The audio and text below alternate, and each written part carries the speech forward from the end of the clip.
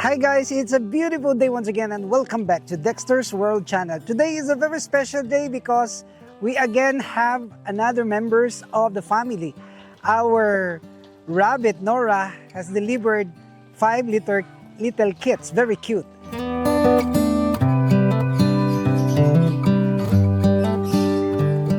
And there are 3 tips that I would like to share with you in so far as rabbit farming is concerned.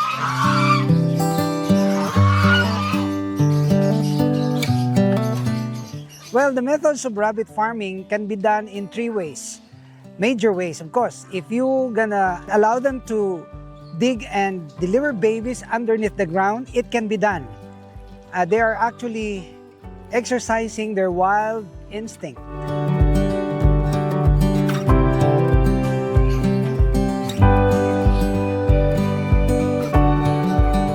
The other method is that you are going to force feed all the babies, meaning that you will just gather all the babies, get them from their mamas, and then have a schedule for breastfeeding. This is the force feeding, and this is a controlled environment, meaning that they cannot naturally nurse their kids.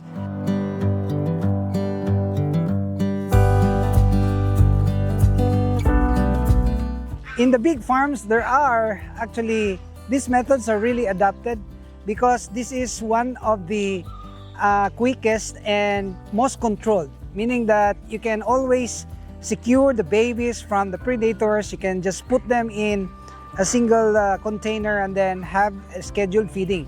But it requires a lot of hard work and manpower, because if you have, imagine, if you have 200 to 300 kits, that would be a lot of work to be done because you are scheduling it for the breastfeeding.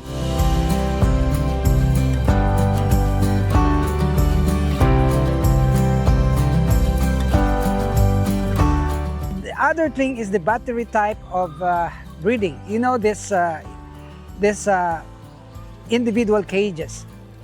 They are placed in individual cages, and they are just being monitored as to when they're gonna deliver the babies. So you look at Nora. Nora is actually very tame, and this process is also good considering that all the rabbits are already accustomed to the presence of human. I mean to the visitors, because you will see that the type of breeding that we adopted now is the breeding in battery cages, where we will have also control. We are controlling the breeding because we are scheduling the mating activity, and then of course we know that too much monitoring is also required.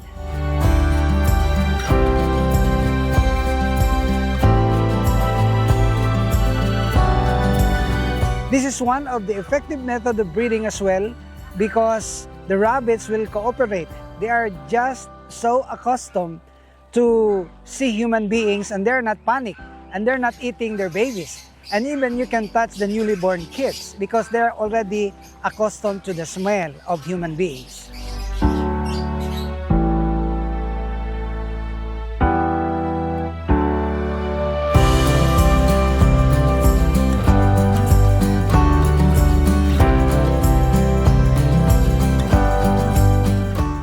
So this is our method of knowing whether or not your rabbit doe is pregnant, because if it is, then this will not really give in to the mating. So you look at this, we're observing this. If this is gonna give in, then she's not pregnant. And this is the only natural way of knowing whether or not your rabbit is pregnant or not. So you will see now that it seems that the rabbit is already pregnant because she's not giving in.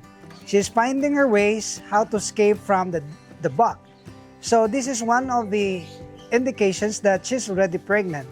I'm doing this just for the purposes of illustration, because I know that this rabbit had been bred already 2 weeks ago, and we're expecting this to deliver babies on the mid of November. And this is now the indication that you don't have anymore to disturb the doe because she is already very pregnant. And this is one of the easiest way of knowing whether or not the rabbit is no longer amenable for the mating. I see that. So we will return this back, and then of course we will wait for the delivery on second week of November. Thank you, thank you. I'm sorry, just purposes of illustration.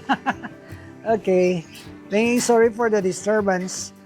And this battery type of breeding, battery cages or individual cages, is one of the most easy way on how to produce your rabbits. I know that if your rabbits are used to, the breeding of the natural breeding, such as allowing them to give birth underneath the ground, it's very difficult for them to be breeding or to be bred in this type of system. They have to adjust. They have to really make some good adjustment because they are eating their babies. If they are used to, if they are babies born out of the natural way, meaning that they are born underneath the ground, so most likely they will not easily adopt this kind of method. But those that are born in the system will certainly adopt this kind of method because they are used to it. They can recall that when they were so young, the system is already in place.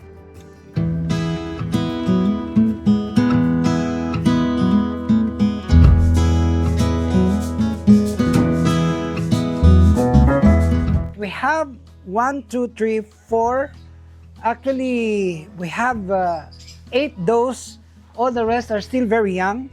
Maybe you will ask what is the right age for these rabbits to be bred. Of course, we're counting 7, 8, 9 months or 1 year before they're gonna be able to nurse their kids.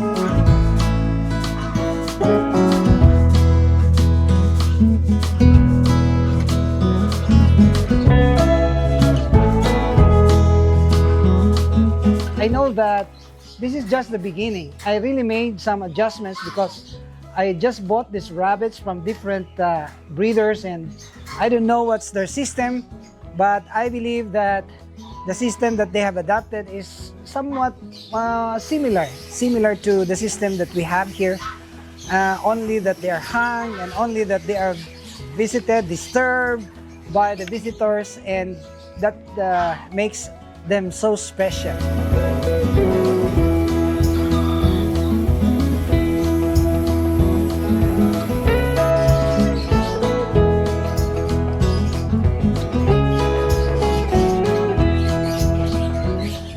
You guys can see that the monitoring that is required here is 100%, because you will note that though they are pregnant, that they don't have the boxes where to deliver babies.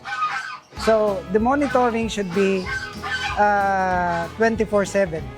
Of course, we can always know the date because the gestation period of the rabbits, what I mean is that the time that they're gonna become pregnant is only 30 days. That's very certain. That's why if you're gonna breed on January 1, expect to deliver baby on January 31. So this is it. And you will see now that they don't have any of these boxes, but we have to monitor this one on, like for example, this one, this will deliver baby on October 30. So on October 29, we will watch carefully, and if there's a need already to put the box, then we will put the box, and they will just remove some fur and then make that as their beddings, and they will deliver babies.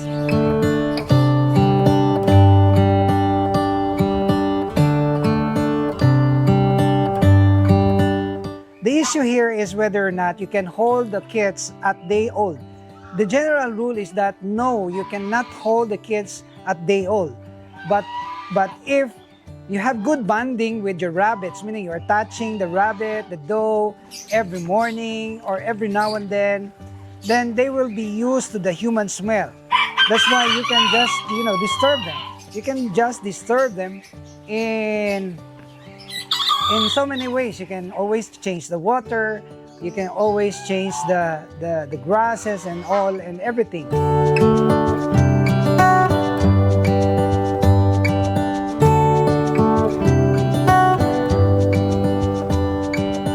You will see that it's very exposed, but then they are taking care of the babies.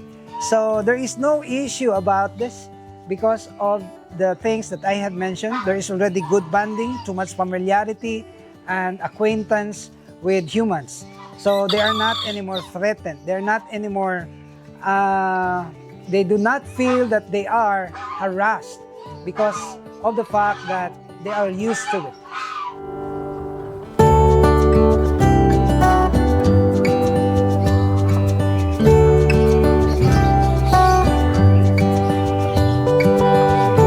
For example, you know that it will deliver baby on October 30. So before October 30, meaning October 25, 26, 27, you have to carefully touch them.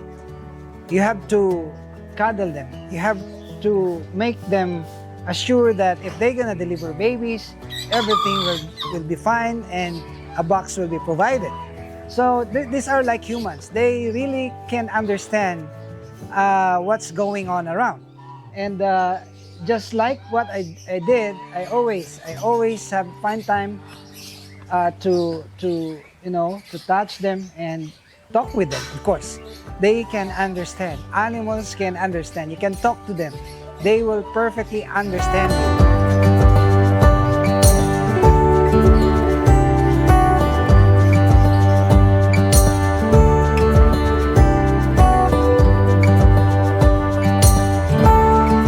These are the things that we would like to share. I'm so excited today. I'm so happy to see that there are again rabbits that are being born here in this newly constructed barn, and we're waiting for the rest to deliver babies as well.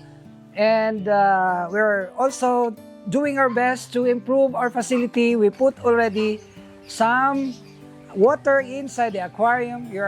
We're expecting to finish this today and load the fish. That would be perhaps the content that we can share with you in the next couple of days. Putting the fish in the aquariums.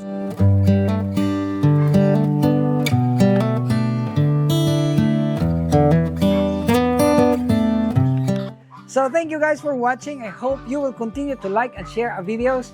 And if you're not subscribed to this channel, may I humbly ask you to please subscribe and hit the notification bell because we are uploading videos regularly. That's on every day or a daily basis. Thanks a lot for watching. See you in the next vlog all here at Dexter's World.